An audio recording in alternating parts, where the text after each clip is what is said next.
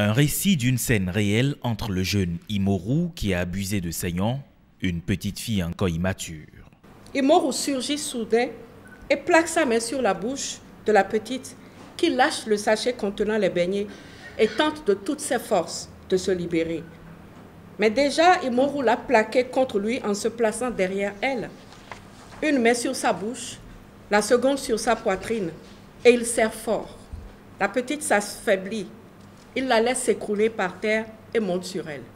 Seignon se tait et subit les assauts de Imorou, qui finit par la lâcher après son crime, en lui promettant à nouveau la mort si elle dit un seul mot. Une façon pour la coordonnatrice de l'ONG Wildaf Bénin et ses collaborateurs de montrer que les violences basées sur le genre sont toujours inscrites au chapitre dans la société béninoise. Les femmes et les filles victimes de violences basées sur le genre ont besoin de nous. Le nom du projet Empower 2, ce qui veut dire en français assurer la mobilisation et la mise en œuvre des politiques pour la promotion et la défense des droits des femmes. Initié par l'État américain depuis 2013 pour la justice et l'autonomisation des femmes, le projet Empower 2 prend fin le 27 août prochain. Un bilan s'impose donc.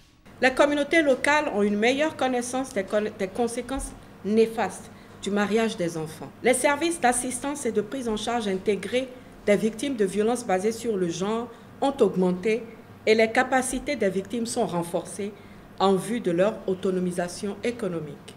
4 années de mise en œuvre du projet Empower 2, au cours desquelles 3 951 cas ont été dénoncés, 713 plaintes ont été introduites officiellement et 91 cas ont été vidés en justice. L'ONG Wildaf Bénin est résolument engagée dans la défense des droits des femmes.